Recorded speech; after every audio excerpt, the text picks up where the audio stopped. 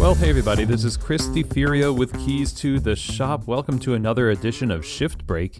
Today's episode is brought to you by La Marzocco, who has been making espresso machines by hand in Florence, Italy since 1927.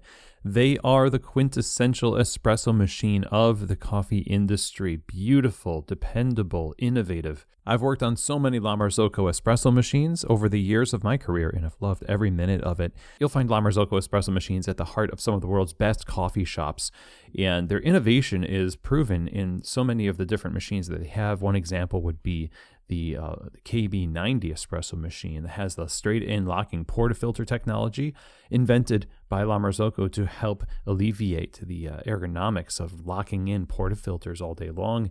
You got the drip tray that has built-in scales for the accuracy of your extraction, auto flush in the group heads that keeps things clean and efficient. It's just one example, though, of many different types of machines that they have to help you really be successful in your coffee shop. And that's what they're all about. When you email info@lamarzocousa.com, one of their salespeople will help you get the right machine for your cafe. Also, don't forget to check them out over at lamarzocousa.com. Today's episode is also brought to you by Espressly, who is creating custom branded mobile apps for your coffee bar to offer your customer the convenience of mobile ordering with the culture and feel and branding of your cafe. You're not just a dot on a map with Espressly. There's no competition on the phone of the customer. When they look for coffee to order on their phone, boom, you pop up. You've got the brand, you've got the feel, the logo, everything. So I think this is a wonderful option for you if you're looking to get into mobile ordering.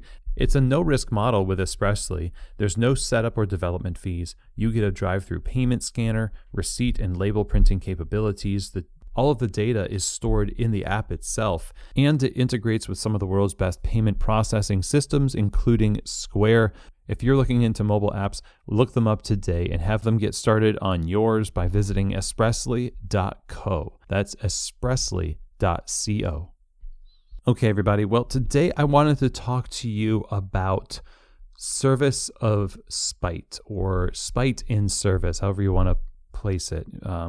The main gist of this is a exercise in integrity in hospitality. And I'm going to come at this from a conversation that I was having with my wife and son as we were just having breakfast and coffee. And I was talking about how there is this thing where baristas will decaf a customer. They'll if they don't like the way the customer is behaving, and sometimes it's very petty things, they'll, add decaf instead of regular espresso to their drink in the hopes, obviously, that that person will get a caffeine headache that day, and that will show them. And that is, at first you think, oh, haha, that customer, they must have deserved it, which, sometimes when you are working in service, you get some really, unsavory people, and you might think, they deserve a headache. They've given me a headache, so why not give them a headache? And so you get this kind of a decafing of customers.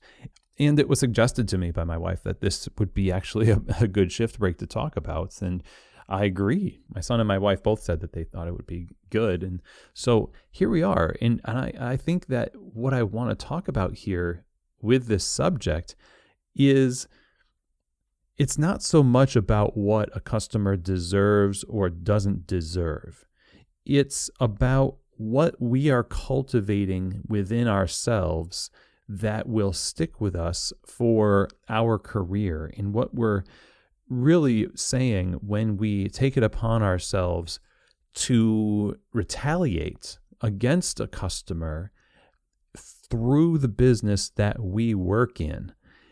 And you don't have to be just a barista to do this. You can be also the owner of the business and feel like this is your platform and channel through which you will execute both retaliation and care and hospitality and vengeance and all this other stuff, right? The problem with this is, like the saying goes, bitterness is like swallowing poison and hoping it kills your enemies.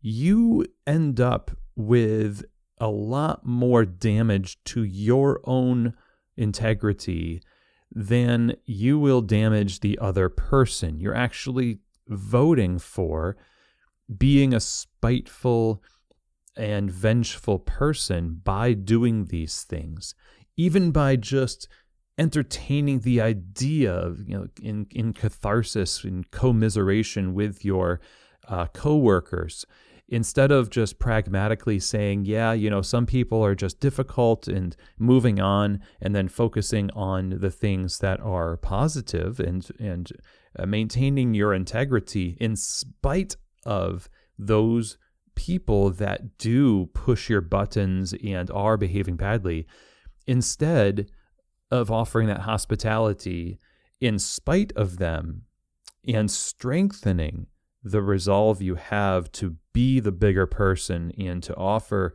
that hospitality, to develop that muscle that will not let them deter who you are, you end up compromising yourself to spite them. There's a big difference. And I have certainly, I've never decafed anybody, but I've given way less than great service to somebody who I found particularly annoying.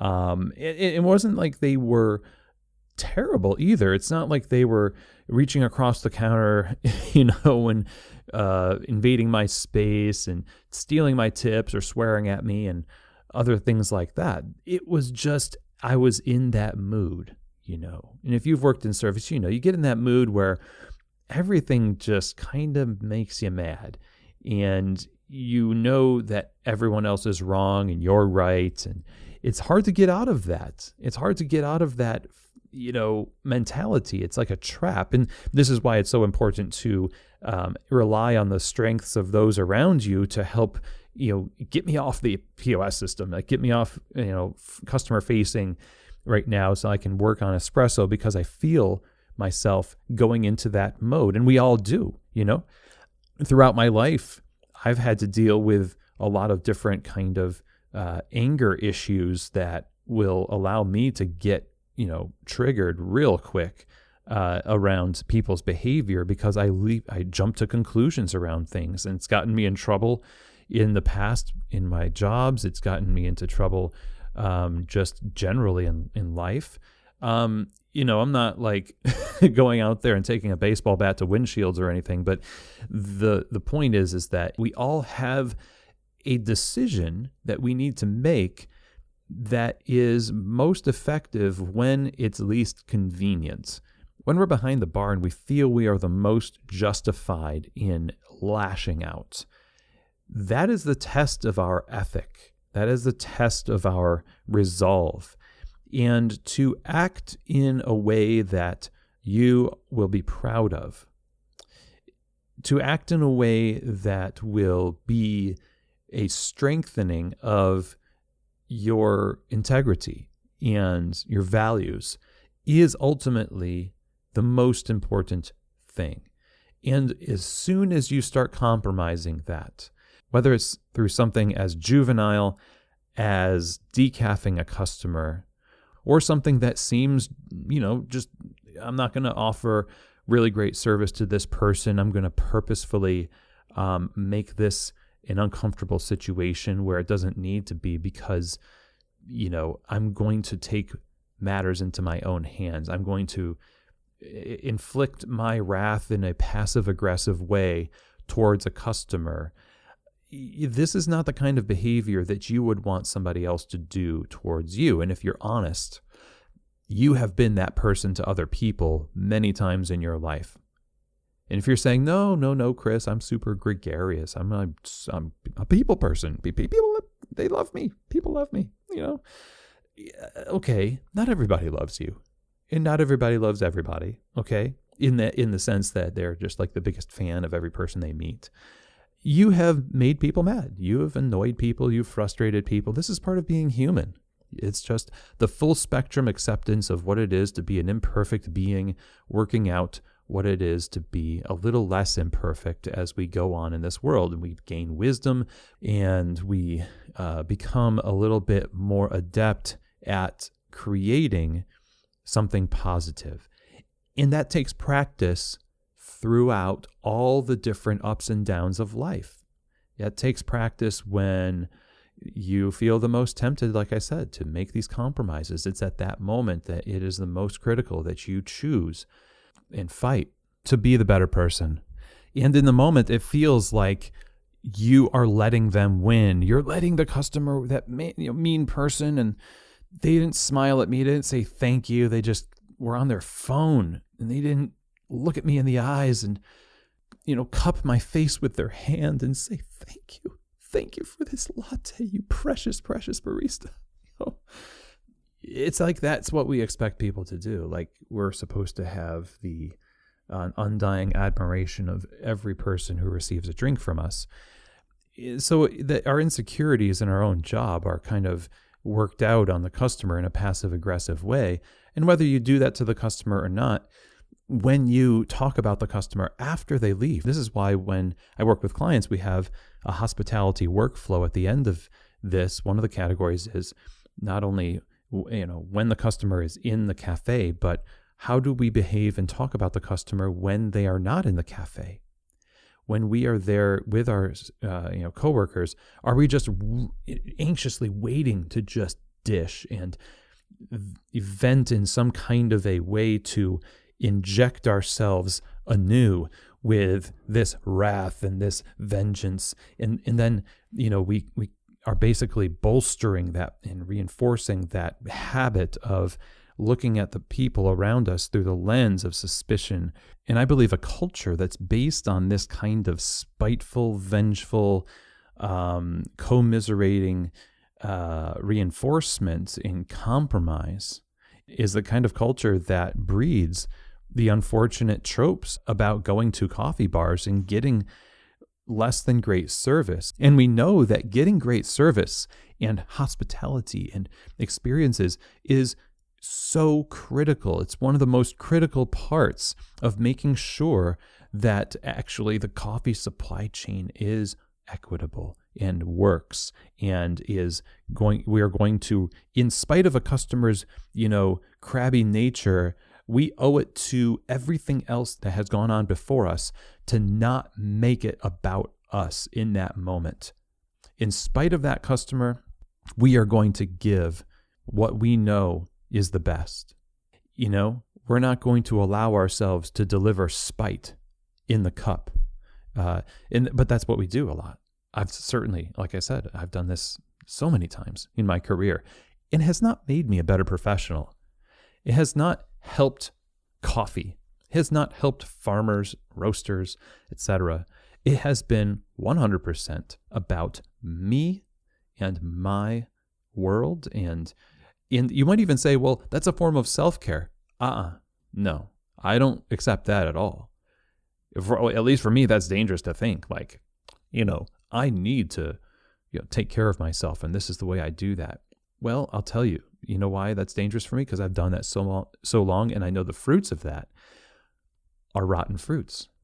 Not only will that muscle of spite and compromise be so developed for people that might be so, objectively deserving of these things, but it's going to cross over to people that don't deserve it. And I'm not going to have much energy left, for the people who I should be serving with my best energy, because I'm taking that and I'm putting it in the wrong place.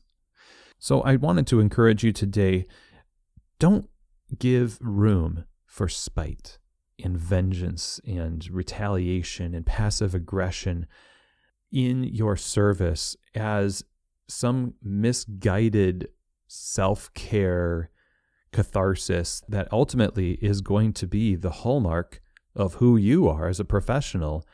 And when you get into situations that don't call for it, the lines are going to be blurred. You're going to wonder why people don't respond to you the way that you want them to. And it's because people are perceiving you based on what you've practiced. And what you focus on is what you become. And you will become the worst version of yourself if you focus only on the worst version of the people you're serving. It is up to you to dial it in every day against the elements, against the people's ups and downs, against your own ups and downs. That's the craft, beyond the coffee itself, that actually delivers a great coffee experience, that honors all of the work and the intentionality and the hopes that have gone on into this moment right when you hand that coffee off to a customer. In service, we need to maintain integrity, even when it's inconvenient, because if we're going to become a better industry, we need to become better ourselves. So I hope that that's helpful. Nowhere near perfect in this at all, but we together, I think, can encourage each other towards being better, like I said. And I'm glad that you took time to listen to this today. There'll be some episodes in the show notes as related episodes that I would suggest you listen to. Actually, the first shift break that I ever did was about dealing with anger. And so this feels like maybe a full circle moment. So I would encourage you to listen to that one as well as a couple of others that are below it. Again, you can find that in the show notes. Don't forget to share these episodes with your friends, your coworkers, your aunts and uncles. And I will see you here next week on another edition of Shift Break, from keys to the shop.